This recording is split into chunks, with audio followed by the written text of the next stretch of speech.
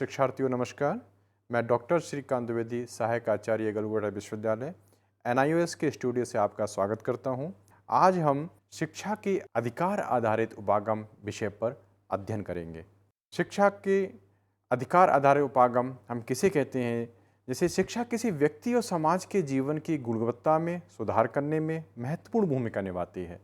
शिक्षा सामाजिक, आर्थिक, समृद्धि, वैज्ञानिक और तकनीकी प्रगति के लिए महत्वपूर्ण योगदान प्रदान करती है, जिससे गरीबी से लड़ने और सामाजिक इक्विटी को बढ़ावा देने में मदद मिलती है। संयुक्त राष्ट्र की मानवाधिकार घोषणा अनुच्छेद 26 के अनुसार सभी को शिक्षा का अधिकार है और शिक्षा निःशुल्क और अनिवार्य होना चाहिए। संयुक्त राष्ट्र संघ की मानवाधिकार घोषणा अनुच्छेद 26 में यह घोषणा की थी कि शिक्षा को सभी को अधिकार है और शिक्षा निःशुल्क और अनिवार्य होना चाहिए। इस अधिकार ने मानव व्यक्तित्व के पूर्ण विकास की दिशा में शैक्षणिक प्रक्रिया में सभी प्रयासों को निर्देशित करने की आवश्यकता पर जोर दिया। ये मानव अधिकारों की भावना को मजबूत करेगा और सभी को गुणवत्तापूर्ण शिक्षा के लिए मौलिक अधिकार सुनिश्चित करेगा। आर्टिकल 13 ऑफ ICESCR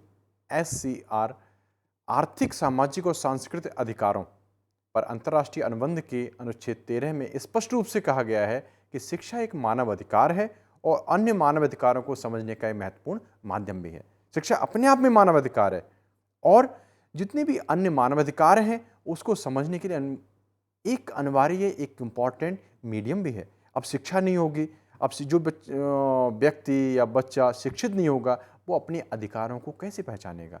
उसे अपने अधिकारों का ज्ञान नहीं होगा। इसलिए शिक्षा अपने आप में एक मीन्स भी है, एक माध्यम भी है, जिसके अनुसार हम मानवाधिकारों को जान सकते हैं और उनको हम डिमांड कर सकते हैं। अब शिक्षा की भूमिका क्या है? जैसे शिक्षा द्वारा महिलाओं का सशक्तिकरण कर सकते हैं। बहुत इंपॉर्टेंट भूमिका है हमारी लाइफ में। शिक्षा के द्वारा महिलाओं सशक्तिकरण, महिलाओं को बढ़ावा देना, महिलाओं को अधिकार देना आदि आदि हम कर सकते हैं। तथा बच्चों को खतरों और शोषणकारी श्रम से बचाना। अब शिक्षा होगी, शिक्षा ही हमें ज्ञान कराती है कि हमें बच्चों को शोषणकारी श्रम में नहीं लगाना चाहिए, उन्हें खतरनाक कार्यों में नहीं लगाना चाहिए। बच्चों को अपने अधिकारों का भान होगा और बड़ों को ये ज्ञान होगा कि हमें ऐसा नहीं करना चाहिए। तो शिक्षा इसमें महत्वपूर्ण योगदान करती है। मानव अधिकारों की रक्षा करना, शिक्षा के द्वारा ही मानव अधिकारों की हम रक्षा कर सकते हैं। शिक्षा हमारे व्यक्तित्व का विकास करती है, सर्वांगीण विकास करती है, पर्सनालिटी को निखारती है, व्यक्तित्व को विकसित करती है। शिक्षा की व्यक्तित्व को निर्धारित करने में, व्यक्तित्व को विकास करने में महत्वपूर्ण योगदान है। कहा भी जाता है कि development of all round development, personality का सर्वांगीण विकास करना ही शिक्षा है। पर्यावरण संरक्षण और जनसंख्या नियंत्रण को बढ़ावा देने में महत्वपूर्ण भूमिका निभाती है। बच्चों के अधिकार पत्र, वह सभी व्यक्ति एक बच्चा है जो 18 वर्ष से कम आयु का है। अभिभावकों की प्राथमिक जिम्मेदारी है कि बच्चों के पोषण और विकास कार्य पर ध्यान दें। जो 18 साल से, जितने भी 18 साल से नीचे हैं, सबको हम बच्चों की श्रेणी में रखते हैं। यूएन ने भी यही परिभाषा दी है कि 18 साल से जितने भी बच्चे हैं, 18 साल से कम आयु के बच्चों को हम एक बच्चा कह सकते हैं। उसको परिभाषित किया गया, जो कि सर्वमान्य परिभाषा है। राज्य बच्चों के अधिकारों को सम्मान करेगा, उनको सुनिश्चित कराएगा ताकि बच्चे अपने अधिकारों को प्राप्त कर सकें। ये राज्यों की जिम्मेदारी है, दायित्व है। UN convention on child right बाल अधिकारों के संरक्षण के लिए सबसे महत्वपूर्ण अंतर्राष्ट्रीय कानून है, जिसके द्वारा बच्चों के मानवाधिकारों पर केंद्रित है। मानवाधिकारों मीन्स बच्चों के मानवाधिकार से हम समझ सकते हैं बच्चों के अधिकार, चाइल्ड राइट, मानव का अधिकार, बच्चों के अधिकार। और UN convention on child right ने कहा है कि मानव अधिकारों पर ये केंद्रित है कि बच्चों को चाइल्ड राइट उनका पालन करना चाहिए, उनको अधिकार मिलना चाहिए। और उसकी विशेषताएं हैं जो यूएनसीआरसी की विशेषताएं कह सकते हैं, इंपॉर्टेंट विशेषताएं हम बात करें उस पर, तो ये 18 साल से कम उम्र की लड़कों लड़कियों दोनों पर लागू होता है। ये बच्चे के सर्वोत्तम हित, गैर भेदभाव और बच्चे के विचारों के सम्मान के सिद्धांतों पर आधारित है। ये परिवार के महत्व और बच्चों के स्वस्थ विकास और विकास के अनुकूल वातावरण बनाने की आवश्यकता पर जोर देता है। प्रकृति के आधार पर बाल अधिकारों को हम वर्गीकरण करना चाहें या करें तो दो तरह के हम या दो भागों में हम बांट सकते हैं। तात्कालिक अधिकार इमीडिएट राइट और प्रोग्रेसिव राइट। इमीडिएट राइट नागरिक और राजनीतिक अधिकार से संबंधित होते हैं। इसमें भेदभाव, सजा, आपराधिक मामलों में उचित सुनवाई का अधिकार, किशोर न्याय की अलग प्रणाली, जीवन का अधिकार, राष्ट्रीयता का अधिकार और परिवार के साथ पुनः एकीकरण का अधिकार ये प्रदान करता है। इन सभी को हम तात्कालिक अधिकार की श्रेणी में रख सकते हैं। प्रगतिशील आधार प्रोग्रेसिव राइट। प्रोग्रेसिव राइट तत्काल ध्यान और कार्रवाई की मांग करते हैं। ये तुरंत उन पे एक्शन होना चाहिए, कार्रवाई होना चाहिए, इनकी डिमांड होती है। इन अधिकारों में मुख्य रूप से स्वास्थ्य, शिक्षा और अन्य आर्थिक, सामाजिक और सांस्कृतिक अधिकार शामिल हैं। स्वास्थ्य इंपॉर्टेंट है इसमें प्रोग्रेसिव राइट में, और शिक्षा महत्वपूर्ण है और अन्य आर्थिक सामाजिक अधिकार हैं, इसमें हम इनको शामिल कर सकते हैं। और शिक्षा का अधिकार सीआरसी के प्रगतिशील मानवाधिकारों के तहत कवर किया गया है, इसमें इसको शामिल किया गया है। भारतीय संविधान में भी बच्चों के कुछ अधिकार दिए हैं, कुछ गारंटी देता है बच्चों के अधिकारों की, जिसमें मुख्य मैं बात करूं जैसे अनुच्छेद 21A 6 से 14 वर्ष की आयु वर्ग के सभी बच्चों के लिए निःशुल्क और अनिवार्य प्राथमिक शिक्षा का अधिकार। अनुच्छेद 21A में ये निश्चित किया गया है कि 6 से 14 वर्ष के जितने भी बच्चे हैं उनको निःशुल्क और अनिवार्य शिक्षा का अधिकार होना चाहिए, उन्हें निःशुल्क और अनिवार्य शिक्षा मिलनी चाहिए। ऐसे ही अनुच्छेद 24 की हम बात करें, उसमें भी एक अंकित किया गया है कि 14 साल की आयु तक के सभी खतरनाक रोजगार से संरक्षित होने का अधिकार बच्चों को दिया गया है, कि जितने भी 14 साल से कम के बच्चे हैं उन्हें खतरनाक बाल श्रम कह सकते हैं उसमें शामिल नहीं करना चाहिए, उन्हें सुरक्षा प्रदान करना चाहिए। अनुच्छेद 39 इसमें आर्थिक आवश्यकता से दुर्व्यवहार तथा अनुपयुक्त व्यवसायों में प्रवेश करने के लिए और मजबूर करने से सुरक्षा प्रदान करता है, कि अनुच्छेद 39 ये सुनिश्चित करता है कि बच्चों के साथ दुर्व्यवहार ना किया जाए और गलत उन्हें प्रेशर देके उन्हें दबाव, किसी दबाव में, बाहरी दबाव में, किसी गलत व्यवसायों में उन्हें शामिल ना कराया जाए, उन्हें मजबूर ना कराया जाए। जैसे बच्चों को पकड़ते हैं, छोटे बच्चों को पकड़ लिया, उनसे भीख मंगवाते हैं, भिक्षा मंगवाते हैं और बाल श्रम कराते हैं, घरों में कैद कर लेते हैं। इस तरह की जो समस्याएं हैं उनसे मुक्ति के लिए अनुच्छेद 39 का प्रावधान किया गया है। 86वें संविधान संशोधन अधिनियम 2002 के माध्यम से शिक्षा एक मौलिक अधिकार बन गया। पहले शिक्षा राज्यों का विषय हुआ करता था, 1976 में उसको कॉन्करेंट लिस्ट में इंक्लूड किया गया। उसके बाद 2002 में 86 अमेंडमेंट किया, शिक्षा को एक मौलिक अधिकार बना दिया कि शिक्षा बच्चों का जितने अधिकार हैं उसमें एक मौलिक अधिकार ऐड किया जिसको शिक्षा का अधिकार कहा गया। ये 2002 में अधिनियम आया। इसमें सबसे पहले अनुच्छेद 21A को इंसर्ट किया जिसको शिक्षा का अधिकार कहा गया। अनुच्छेद 21A में राज्य 6 से 14 वर्ष की आयु के सभी बच्चों को निःशुल्क और अनिवार्य शिक्षा प्रदान करता है या करेगा, जिसे राज्य कानून द्वारा निर्धारित करेगा। राज्य की दायित्व है, राज्य उसको कानून का पालन कराएगा, जिसमें 6 से 14 वर्ष के शिक्षा का, बच्चों की शिक्षा का प्रावधान है। उसी में अनुच्छेद, पहले ये अनुच्छेद 45 में था, जब संविधान बना तो ये 6 से 14 वर्ष की शिक्षा प्रावधान अनुच्छेद 45 में था। अब 86 के अमेंडमेंट में अनुच्छेद 45 से ये 21A में आया। तो अनुच्छेद 45 में क्या रहा? अनुच्छेद 45 में संशोधन करके बनाया गया पूर्व बाल्यकाल देखभाल और शिक्षा। इसमें पूर्व बाल्यकाल देखभाल और शिक्षा का उत्तरदायित्व राज्य का होगा जब तक कि बच्चे 6 साल के नहीं हो जाते। आपने सुना भी होगा कि आंगनवाड़ी केंद्र इसीलिए बनाए गए हैं कि वो 6 साल से कम के बच्चे हैं, उनका पोषण करे, वो आदि आदि कई और उसके प्रावधान है, जिसके तहत 0 से 6 वर्ष के बच्चों को अधिकार दिया है या उनको राइट मिला है कि उनका वो राज्य का दायित्व है कि उनका देखभाल वो करे। और उसी में एक और 86 अमेंडमेंट में एक और अनुच्छेद में परिवर्तन किया, अनुच्छेद 51 के 51 के। पहले हमारे मूल कर्तव्य, नागरिक के 10 मूल कर्तव्य थे, तो एक मूल कर्तव्य को उसमें ऐड किया गया, 11वां मूल कर्तव्य उसको बोला गया। उसमें क्या कर्तव्य दिया गया, क्या जोड़ा गया कि अपने आश्रितों को शिक्षा के अवसर प्रदान करना प्रत्येक नागरिक का मूल कर्तव्य होगा, कि अपने बच्चों को, अपने आश्रितों को शिक्षा की व्यवस्था करे। उसका मूल कर्तव्य है, उसका दायित्व है कि उसकी शिक्षा की व्यवस्था करे।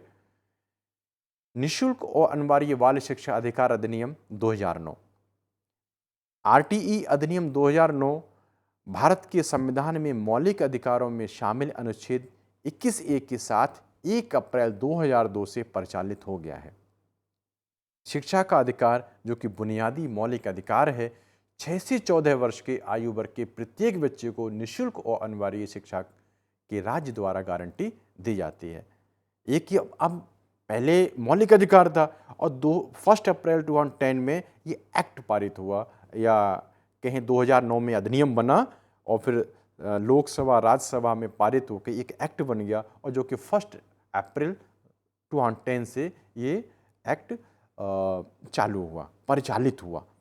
उसमें जिम्मेदारी है कि 6 से 14 वर्ष की शिक्षा की व्यवस्था राज्य द्वारा किया जाए, उसकी गारंटी देता है वो।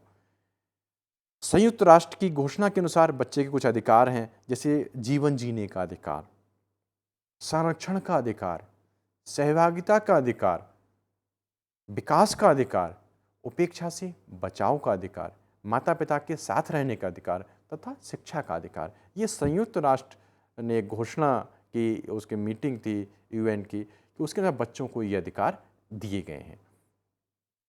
और राइट टू एजुकेशन के अंतर्गत बच्चे क्या अधिकार हैं, उसके अंतर्गत बच्चों को कई अधिकार दिए गए।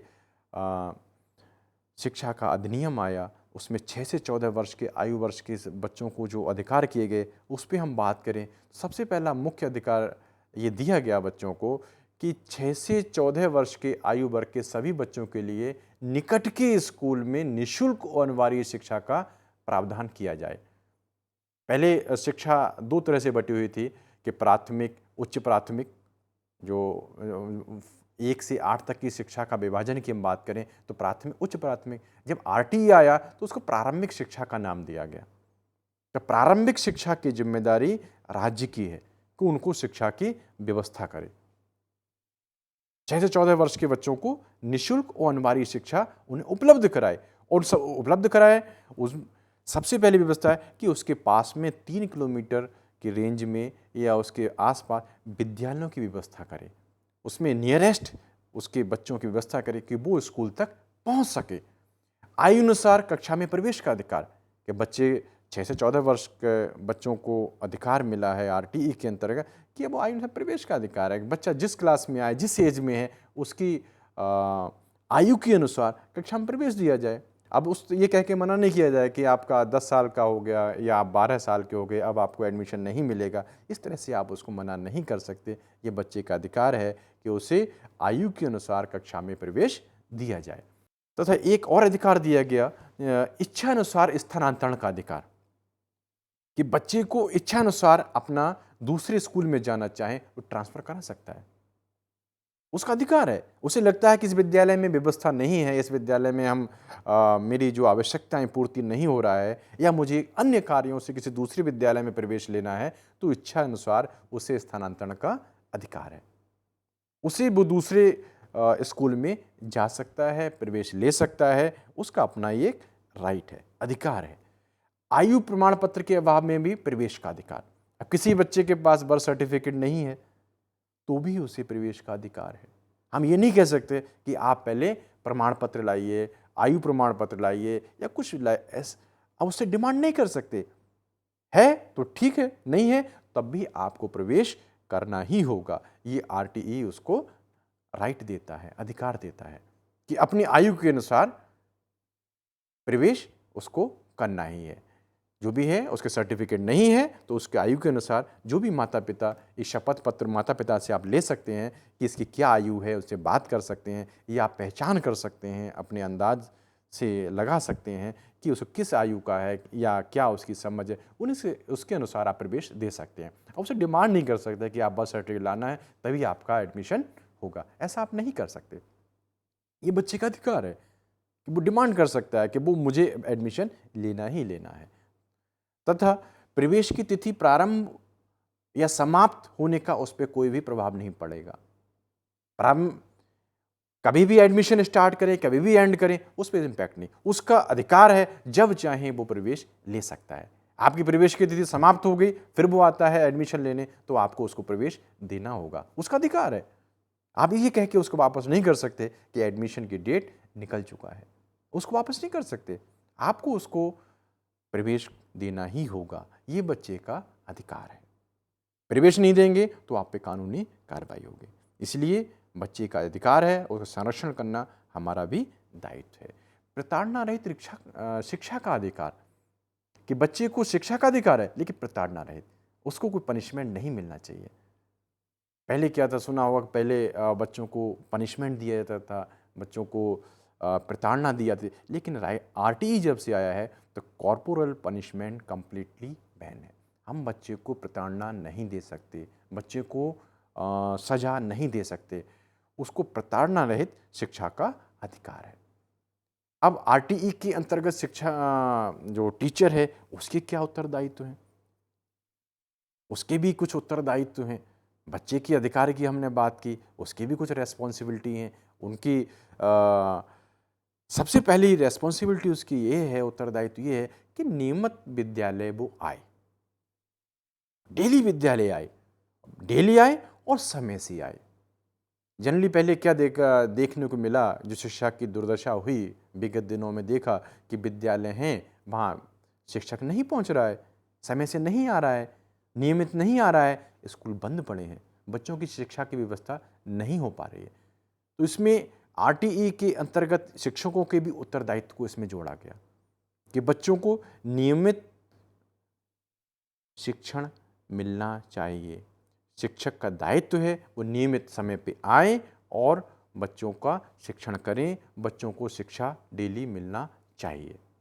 बच्चों की आवश्यकता की पहचान करें कि बच्चों की आवश्यकता क्या है, उनकी नीड क्या है।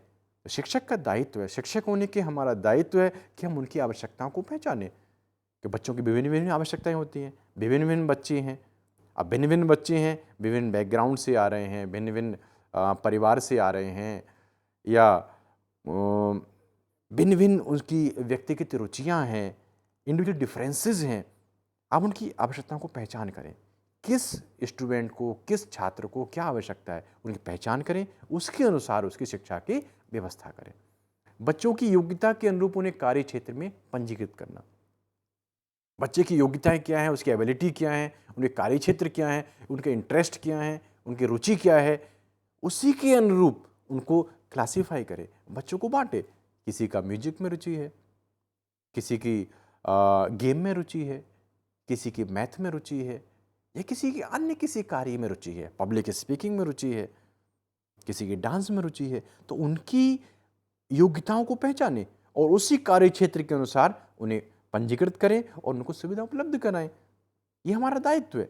और आरटीई के अंतर्गत शिक्षक को उत्तरदायित्व मेंशन किया गया है कि आपका दायित्व है कि उनको आप योग्यता के अनुरूप उन्हें शिक्षा प्रदान करें।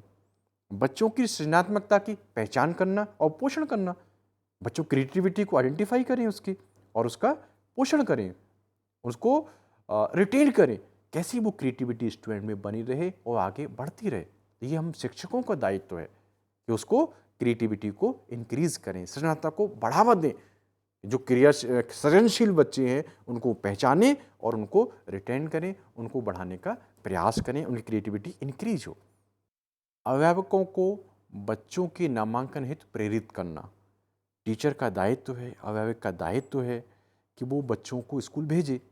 अब टीचर क्या कर सकता है, उसमें अभिभावकों को प्रेरित करे कि वो अपने बच्चों को स्कूल भेजें, नामांकित कराएं, स्कूल को डेली स्कूल भेजें। तो ये टीचर अभिभावकों को कैसे ही उनको कंपेल करे, कंप्रोमाइज़ करे, समझाए, कैसे वो अपने बच्चों को स्कूल भेजें, प्रेरित करे। बच्चों को अपनी शिक्षा पूर्ण करने के लिए प्रोत्साहित करना चाहिए, टीचर को प्रेरित करे उसे कि कैसे अपनी वो शिक्षा कंप्लीट करे, बीच में शिक्षा नहीं छोड़े। तो ये टीचर का दायित्व है।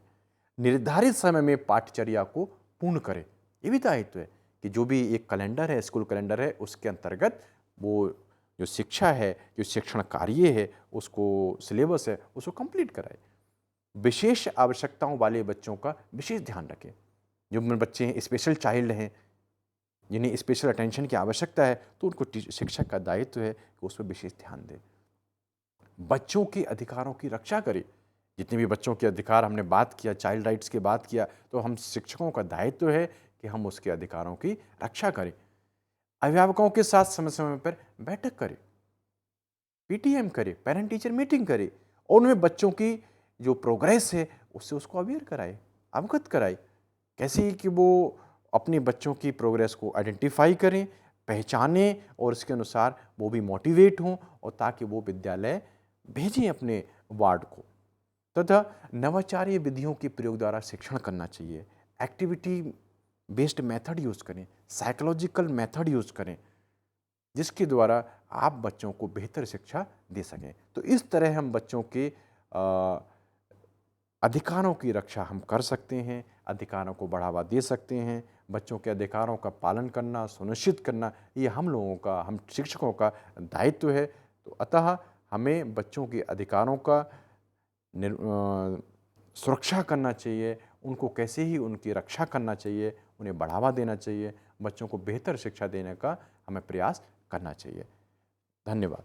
हिंदुस्तान के हर कोने में नौजवानों के पास प्रतिभा है, उन्हें अवसर चाहिए। NIOS देता रहा है युवाओं को अवसर आगे बढ़ने का। NIOS से पढ़ने वाले इन युवाओं ने किया है संस्थान को गौरवान्वित। दिव्यांगों ने बन के दिखाया है सबल और आत्मनिर्भर। NIOS के साथ आप भी जुड़िए NIOS के संग।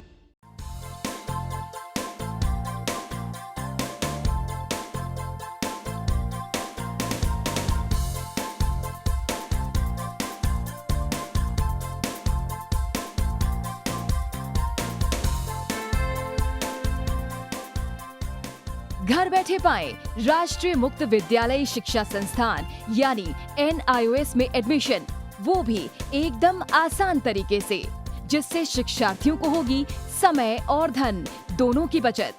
NIOS से शिक्षा कभी भी कहीं भी। शिक्षार्थियों, क्या आप जानते हैं NIOS में एडमिशन लेने का सरल और सुगम तरीका, जिससे शिक्षार्थियों को ऑनलाइन प्रवेश लेने में सहूलियत मिलती है। NIOS में प्रवेश की प्रक्रिया पूर्णतया ऑनलाइन है। शिक्षार्थी घर बैठे इंटरनेट द्वारा प्रवेश के लिए सबसे पहले NIOS की वेबसाइट www.nios.ac.in पर लॉगिन करें। अपना ईमेल आईडी और पासवर्ड डालकर अपना पंजीकरण करें। पंजीकरण के बाद लॉगिन करने पर ऑनलाइन प्रवेश हेतु आवेदन पत्र खुलेगा। आवेदन पत्र को निर्देशानुसार भरें और प्रिंट आउट लें। इस प्रिंट आउट पर अपनी फोटो संलग्न करें।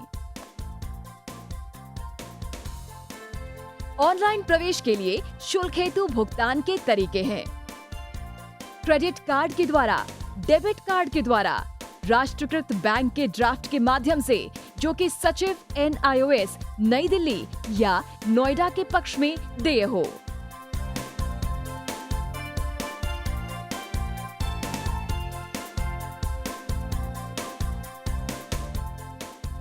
भरे हुए आवेदन पत्र के साथ साथ डिमांड ड्राफ्ट और संलग्न किए जाने वाले दस्तावेज हैं: जन्म रजिस्ट्रार के जिला कार्यालय से जारी जन्म प्रमाण पत्र की सत्यापित प्रति, जिसमें जन्म तिथि अंकित हो, पिछले विद्यालय से प्राप्त विद्यालय छोड़ने का प्रमाण पत्र, जिसमें आवेदक की जन्म तिथि लिखी हो।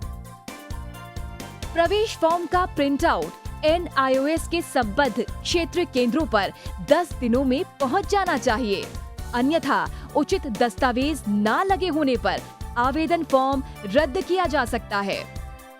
प्रवेश प्रक्रिया की पुष्टि होने के बाद शिक्षार्थियों को परिचय पत्र व अध्ययन सामग्री डाक द्वारा तुरंत पहुंचाई जाती है। ऑनलाइन प्रवेश एक बहुत ही सुगम और सुविधाजनक प्रवेश प्रणाली है। Online on time for safe and secure admission.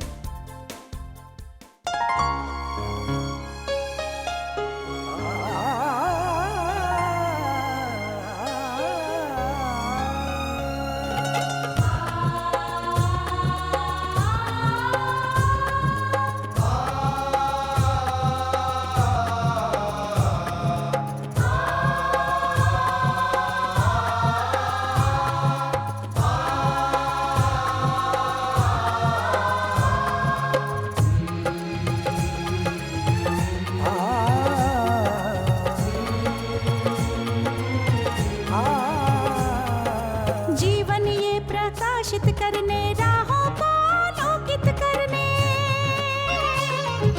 जीवन ये प्रकाशित करने, राहों को आलोकित करने। हम अपना दीपक स्वयं बने, हम अपना रास्ता स्वयं चुने। अपना दीपक स्वयं बने, हम अपना रास्ता स्वयं चुने। जीवन ये प्रकाशित करने, राहों को आलोकित करने।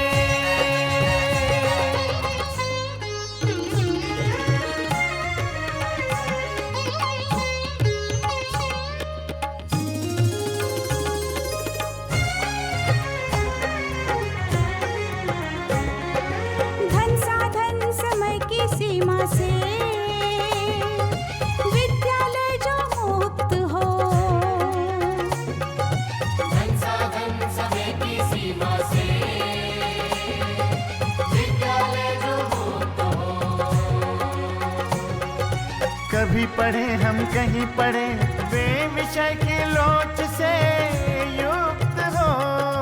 कभी पढ़े हम कहीं पढ़े, वे विषय की लोच से युक्त हो। मित्रों हम उठे और जागे, मंजिल आने की ध्वनि सुने। अपना दीपक स्वयं बने, हम अपना रास्ता स्वयं चुने। जीवन ये प्रकाशित करने, राहों को आलोकित करने।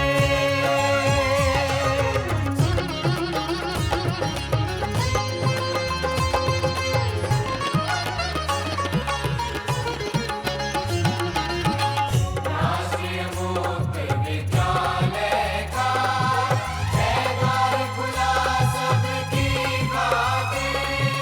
शिक्षा परीक्षा का अवसर एक बार ही क्यों मिलता फिर। शिक्षा और परीक्षा का अवसर एक बार ही क्यों मिलता फिर।